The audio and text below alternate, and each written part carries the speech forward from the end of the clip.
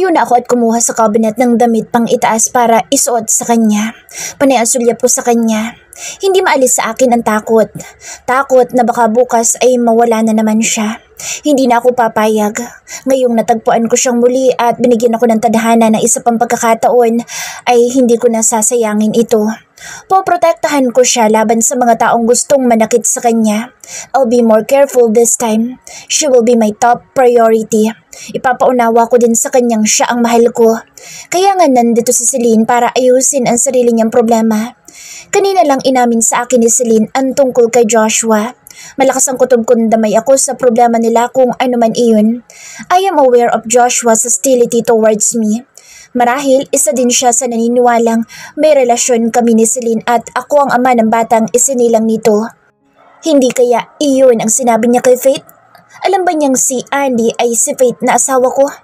Sinulyapan kong muli ang asawa. Muli ako naupo sa tabi niya. Hindi ko maiwasan ang magtanong. What happened to you? Naaalala mo ba ako? Bakit mo itinatanggi ang katauhan mo? Mas pipiliin mo pang mahirapan dito kaysa bumalik sa akin? I thought you loved me. Bakit hindi ka nagpakita sa akin ulit? Nabalitaan mo bang buntis sa Celine at iniisip mong ako ang ama? O iniisip mong kinalimutan na kita dahil sa katawan ng babae na inilibing namin? I'm sorry kung nasaktan kita.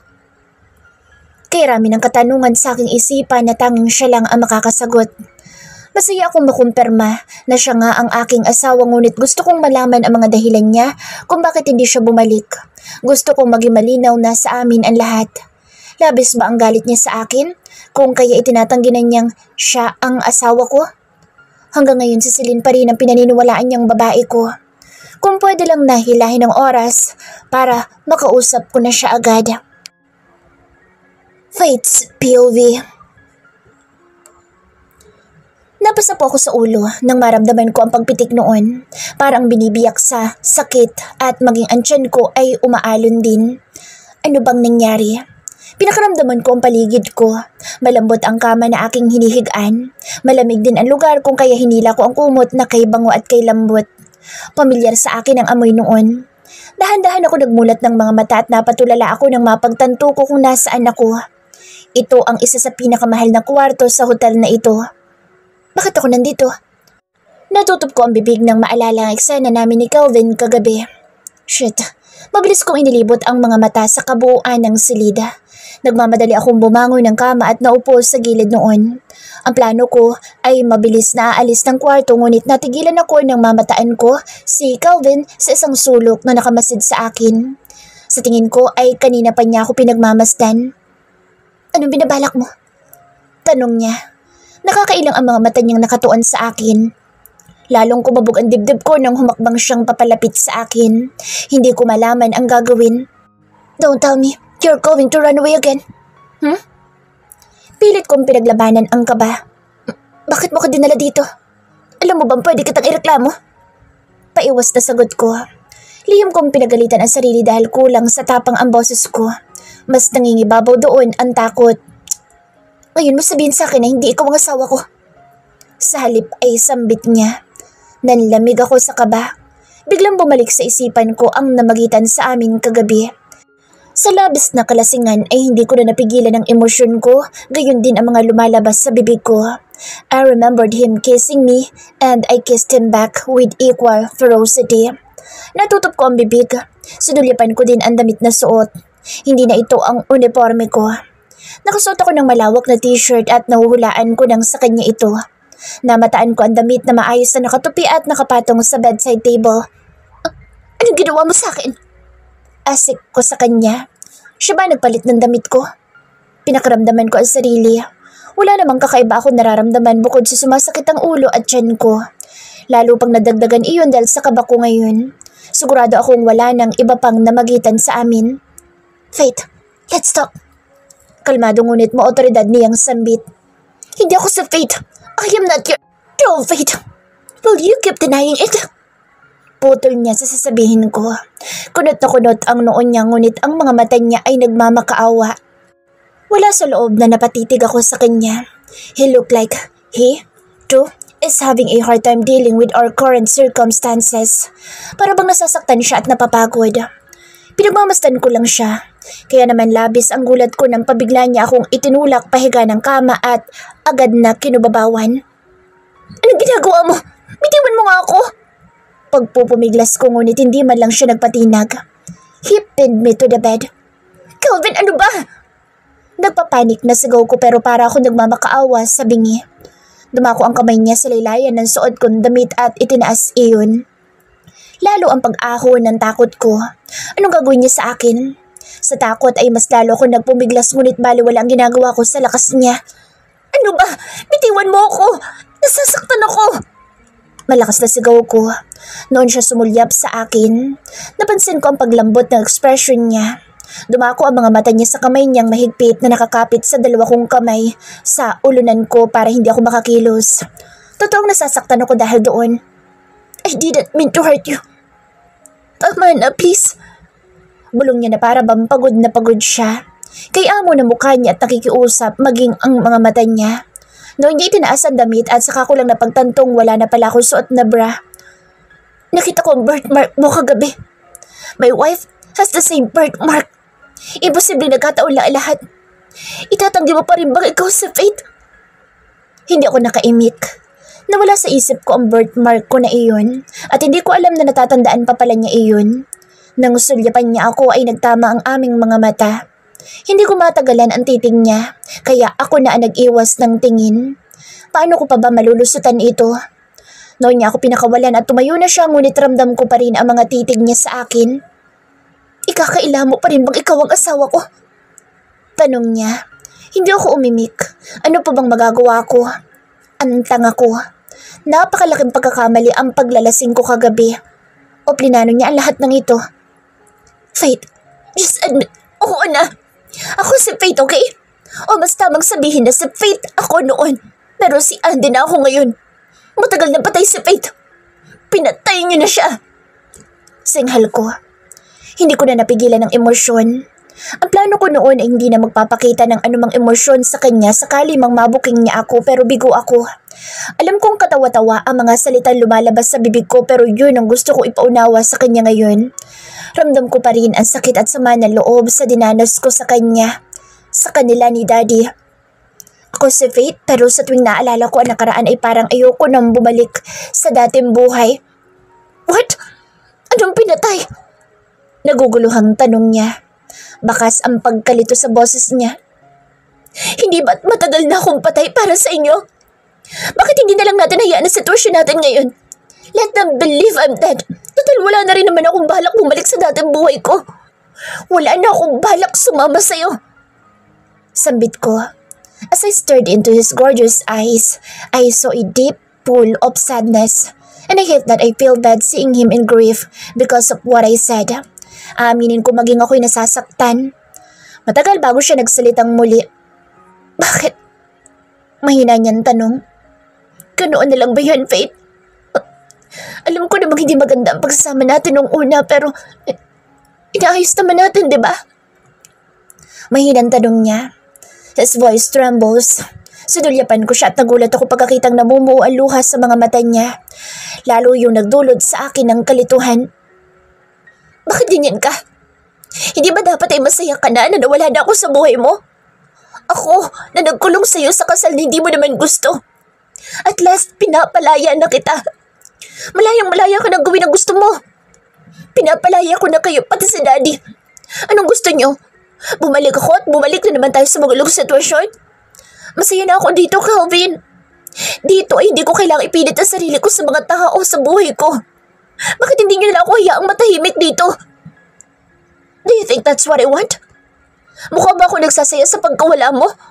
Sinubukan mo bang alamin kung paano ako namuhay mula nung nawala ka? I've been searching for you. Anya.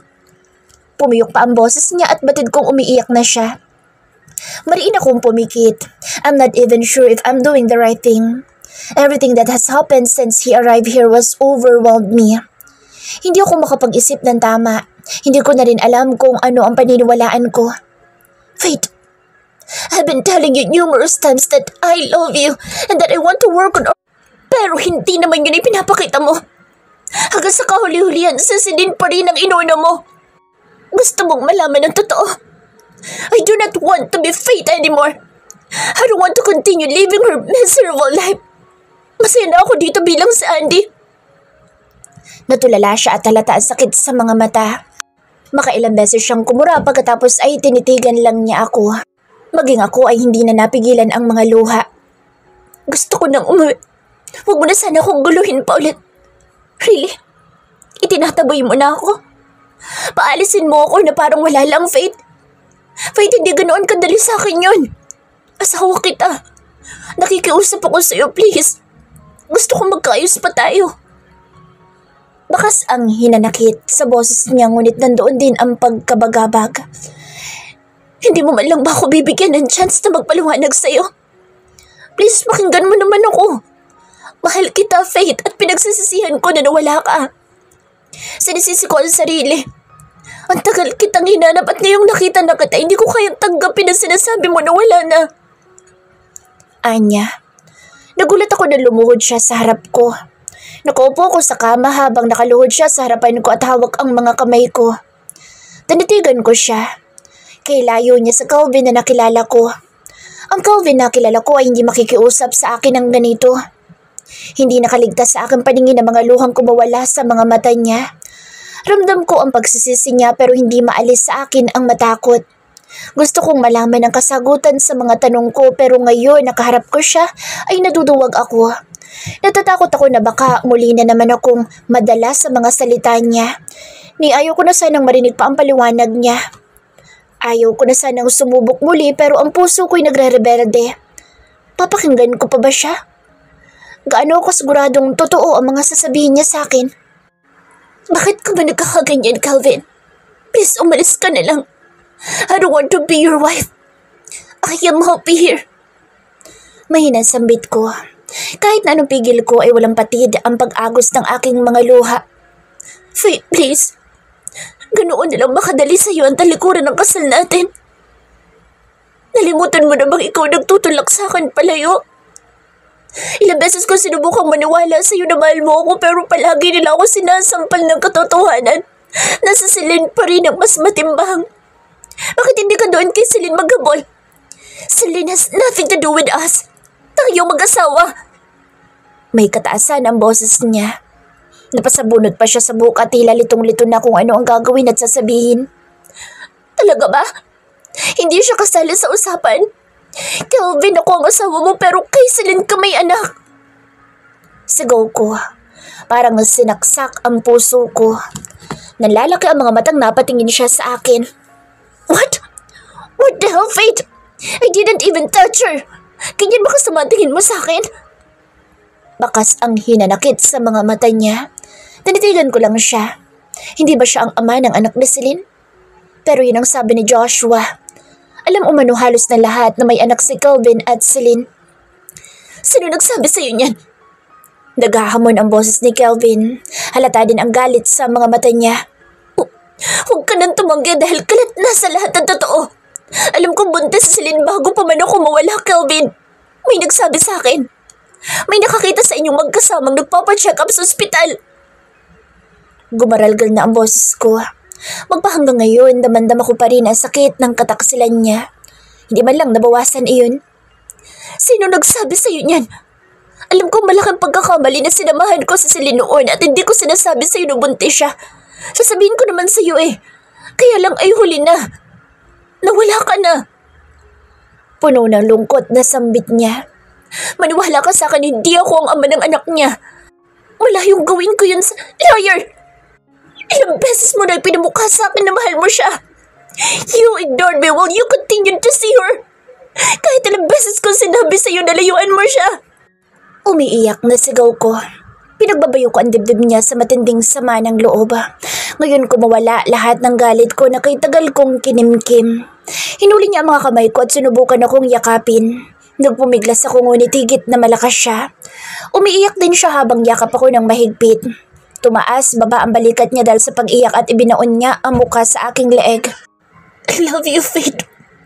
Huli ko man bago na-realize pero sigurado kong ikaw ang mahal ko. Si Celine mabuti siyang tao. She was struggling at the time at naawa lang ako sa kanya. I know she has always been in love with someone else. I don't know what happened to her but she was clinically diagnosed with depression after we married. Biglang ang laki na ipinagbago niya. Sinabi niya sa akin na buntis siya ngunit ayaw niyang ipaalam kahit na kanino lalo ng kay Helen. Naging malungkutin siya. Then she made multiple attempts to take her own life as well as the life of her unborn child. Helen, on the other hand, is doing nothing. I offered to inform Helen of her condition but she refused. Ayaw niya magpatulong kahit na kanino.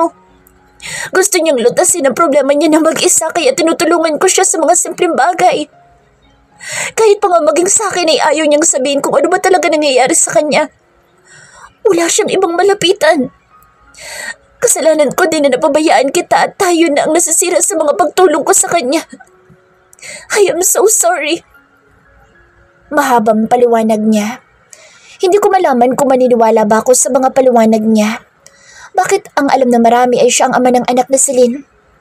Hindi ako umimik at tinitimbang sa isip ang mga sinabi niya ngunit kahit na anong isip ko hindi ako makapagdesisyon. But that wasn't enough, Calvin. Hindi sapat ang mga sinabi mo para mapaniwala mo kung hinanap mo ko. That you mourn me, that fate, maniwala ka. Hindi ako tumigil sa pag-iimbestiga kung ano nangyari sa'yo. Tinatawag nila akong baliw dahil sa ginagawa ko pero ginagawa ko lahat para malaman kung paano napunta kayo sa part na yun. Agad ang pag-ahoy ng galit ko sa narinig na sinabi niya. Gusto mong malaman kung bakit nandun ako sa port? Calvin, I was kidnapped. Ilang beses ko na sinabi sa iyo na masamang tao sa Helen pero hindi kayo naniniwala. Pinabayaan mo ako. Pinabayaan niyo ako ni Daddy. Hinayaan mo akong mapahamak. Muntik na akong mamatay, Calvin. Kung alam mo lang kung gaano akong natakot sa nangyari sa akin. Umiiyak na sabi ko. Bumabalik sa isip ko ang lahat na nangyari noong araw na iyon. Kung paano akong tumakbo sa gitna ng mga putok ng baril para sa kaligtasan ko. Pilit kong iminaksi sa isip na iiwan ko noon ang driver ko at ang lalaking sumubok magligtas sa akin. I was so guilty. Dala ko pa rin sa puso hanggang ngayon ang guilt na iyon. Bumabalik sa isip ko kung paano akong nakipag-agawa ng life vest sa mga pasahero ng bangka para maisalba ang sarili.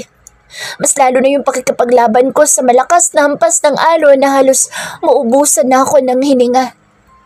Labis na takot at pagod ang nararamdaman ko noon na ipinapanalangin ko na lang na sana'y tuluyan ng matapos ang buhay ko.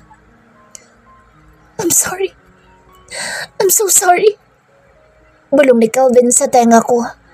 Malinaw na nakalatag sa mukha niya ang pagsisisi. Mas lalong humigpit ang pagkakayakap niya sa akin pero nagpilit akong kumawala. Alam kong kasalanan ko at sobrang hirap na pinagdaanan mo pero maniwala ka. I tried to protect you. Noong araw na nawala ka, I was so busy with work. Kaya hindi ko nasagot ang tawag mo.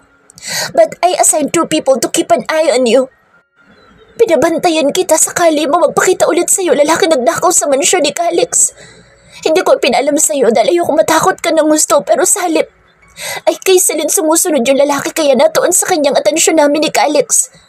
Hindi ko naman nakalain na ikaw ang mawawala. Mahabang paliwanag niya. Nakikiusap ang boses at ang mga mata niya. Alam mo kung ano yung masakit. Nasa kabila ng lahat ng dinanas ko. Masaya akong malaman na nakaligtas ako. Nabuhay ako. Gustong-gusto kong bumalik sa'yo noon. Hindi ako sumuko para sa'yo. Akala ko iintayin mo ako at hahanapin. Pero nabalitaan ko na lang na inilibing niyo na ako. Ang bilis mong sumuko, Calvin. Hindi ako sumuko. Hinanap kita. You can ask Mom and Dad. O kahit na si Calix at si Lynn. Faith, hanggang ngayon ay sinisisi ko ang sarili ko sa pagkawala mo. Walang araw na hindi kita iniisip. Maniwala ka sa akin, please. Wala din akong kinalaman sa bangkay na natagpuan at inilibing namin. Umiiyak na pakiusap niya. Bigyan mo pa ako ng isa pang pagkakataon. Inabot niya ang kamay ko at tinagkan iyon. Sa ginawa niya ay pumatak na ang luha niya sa likod ng aking palad. Sobrang sama na loob ko sa kanya at kay Daddy. And yet, I despise the fact that I still love him. Sa kabila ng lahat na nangyari, alam kong mahal ko pa rin siya. Please, One chance. Just one chance, Faith. I promise I will protect you. Pakausap niyang muli. Sinalubong ko ng tingin ang nagmamakaawa niyang mga mata. Hindi ko alam kung anong isasagot sa pakiusap niya. Pag-iisipan ko. Mahina sambit ko. Sa sinabi ko'y bahagyang maliwalas ang mukha niya. Tila ba nagkaroon siya ng konting pag-asa. Pag-iisipan ko pa, Calvin, pero hindi ko may papangakong mabibigyan pa kita ng isa pang pagkakataon. Napansin ko ang muling pagdaan ng lungkot sa mga mata niya at nalaglag ang balikat niya. Okay. Sagot niya matapos ang mahabang sandali. Masamang pakiramdam ko. Gusto ko na sanang umuwi at magpahinga. Ani ko. I understand. There is a headache medication here. May breakfast din akong in-order. Kumain ka muna at uminom ng gamot. Alok niya. Itinuro niya ang tray ng pagkain na nasa lamesita. Hindi na. Faith, please. Pakausap niya. Seeing him so helpless breaks my heart. Magulo ang buhok niya at malungkot ang mga mata. Iniiwas ko na lang ang tingin sa kanya dahil batid kong nagpapadala na naman ako sa sigaw ng puso ko. Dahil sa pakiusap niya ay napilitan akong kainin ng pagkain na nakahain. Nandoon din ang gamot na alam kong kailangan ko din. Sobrang sakit ng ulo ko dahil sa pagkalasing.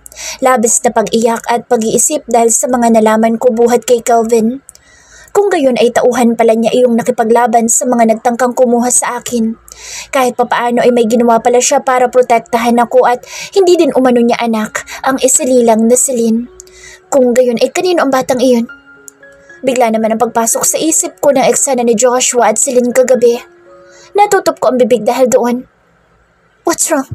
Hindi mo ba gusto ang pagkain? Tanong agad ni Calvin sa akin. Halata ang pagkabahala niya.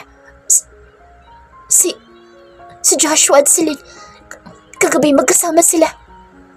Pinagbastan ko mabuti ang magiging reaksyon ni Calvin ngunit sa halip ay nagkibit balikat lang siya. Perhaps Joshua is the reason why Celine is here. Sa tingin ko ay may nakaraan sila ni Celine. I believe he is, in fact, the father of Celine's child. Hindi naman si Celine kailangan sa project ko pero nagpumilit siyang pumunta dito. Nasa bayan na siya at napilitan akong sunduin siya. Provided, she'll tell you the truth about what happened to her. Iyon ang kondisyon na sinabi ko sa kanya. Napangangako sa narinig. Si Joshua nga kaya ang ama ng anak ni Celine. Naalala ko ang mga sinasabi niya sa akin tungkol kay Calvin. Kaya ba parang galit siya kay Calvin? Kaya ba inaalok niya ako ng tulong sa pagtakas? Sinasadya ba niyang akong ilayo kay Calvin? Tumungo ako at itinuon ang atensyon sa pagkain. Hindi ko magawang salubungin ang mga mata ni Calvin na ngayon ay nakamasid sa akin. Batid kong pinagmamasdan niya ako at ang bawat emosyon na dumadaan sa aking mga mata. Aalis na ako. Bigla ipaalam ko. Hindi ko na magawang tagalang makasama siya ng matagal. Kailangan ko munang pag-isipang mabuti ang lahat. Gusto kong magdesisyon ng malinaw ang isipan at higit sa lahat gusto kong makausap si Joshua. Ihatid na kita. Alok sa akin ni Calvin. Hindi na. May pupuntahan pa ako. Tanggi ko. But Faith, please Calvin. Gusto ko muna lumayo sa'yo. Gulong-gulo pa ang isip ko. Pakausap ko sa kanya. Hindi ko na hinintay ang magiging sagot niya. Tumayo na ako at naglakad patungo sa pinto. Ngunit naramdaman ko na naman ang kamay niyang pumigil sa braso ko. Ano ba? Hindi ka ba makaintindi? Lubayan mo muna ako. Asik ko sa kanya. Nabasa ko ang pag-aalangan sa mga mata niya. Napakamot siya sa ulo saka bumaba ang tingin sa damit ko. You're not wearing your bra. Mahinang usal niya. Bigla ang pagtakip ng kamay ko sa dibdib. Ramdam ko din ang pag-iinit ng pisngi dahil sa sinabi niya. Kanina pa kami magkaharap ngunit ngayon lang niya ipinaalala na wala akong suot na bra. Patakbo kong tinungo ang damit na noon ay maayos na nakatiklop. Inis na binuklat ko iyon at tinanap ang bra doon. Nang makita ay nagmamadali akong pumasok sa banyo para isuot iyon. Aalis na ako. Paalam ko nang lumabas ng banyo. Sinulyapan niya ako pero hindi ko na siya pinansin dahil na rin sa hiya. Diretsyong lumabas na ako ng room at hindi na naman niya ako hinabol. Saglit lang ako nagpahinga pagkadating sa bahay. Naligo ako at pagkatapos ay naghanda na para sa lakad. Bala kong puntahan si Joshua at kumprontahin. Nakailang tawag ako sa kanya pero hindi niya iyon sinasagot. Alam ko kung saan siya tumutuloy kaya doon ko siya pupuntahan. Hindi kaya kasama niya si Celine ngayon? Pumara ako ng tricycle at nagpahatid sa address ni Joshua. Namataan ko ang simpleng bahay kung saan siya tumitira. Ilang beses na din kami ni Andrew na nakapunta dito. Naalala ko noong una niya akong tinanggap sa trabaho at naging malapit kami. Palagi siya nagpapadala ng tulong sa pamilya namin. Anya ay proyekto iyon ng kumpanya. May pagkakataon pa nga na nagkasakit si Tatay Crispin at siya ang nagpahiram sa akin ng pera pampagamot. Dito niya ako pinapupunta para ipaabot ang pinansyal na tulong. Hindi kaya noon pa man ay alam na talaga niya ang katauhan ko. Marami akong gustong itanong sa kanya. Kailangan ko ang katotohanan buhat sa kanya. Sino ba sa kanila ni Kelvin ang nagsasabi ng totoo? Ilang beses akong kumatok at tumawag sa bahay ni Joshua ngunit walang sumagot. Bukas ang main door at hindi ko alam kung ano ang pumasok sa isip dahil dumiretso ako sa loob ng bahay. Sinalubong ako ng malawak na sala. May kalumaan ng mga gamit sa loob ng bahay. Namataan ko sa isang sulok yung lumang makina na ginagamit sa pananahi. Ang sabi ni Joshua noon ay ginagamit iyon ng ina niya sa pagtatahi ng lambat. Hindi ko naman iniisip noon na ang nanay pala niyang tinutukoy ay ang tunay na ina. Buong akala ko ay nagmula talaga siya sa mayamang pamilya at nakasanayan lang ng ina niya ang manahi. Yun pala ay inampun lang din siya ng mga taong nagtiwala sa kakayahan niyang pamahalaan ang resort. Humakbang ako papalapit sa makina. Nadako din ang mga mata ko sa mga lumang larawan na nakasabit sa dingding. Nakilala ko agad ang larawan ni Joshua noong bata pa siya. May kasama siya mga bata sa mga larawan. Naagaw ang atensyon ko ng larawan ni Joshua na nakasuot ng formal suit. Kay gwapo niyang pagmasdan sa larawan. Halata ding nito lang kuha ang larawan na iyon. Napakunot ang noo ko pagkakita sa lugar kung saan siya naroroon. Pamilyar sa akin ang lugar maging ang itsura niya. Para bang nakita ko na siya noon pa. Nakita ko na ba si Joshua noon pa? Napasa po ako sa ulo. Muli kong sinulyapan ang larawan.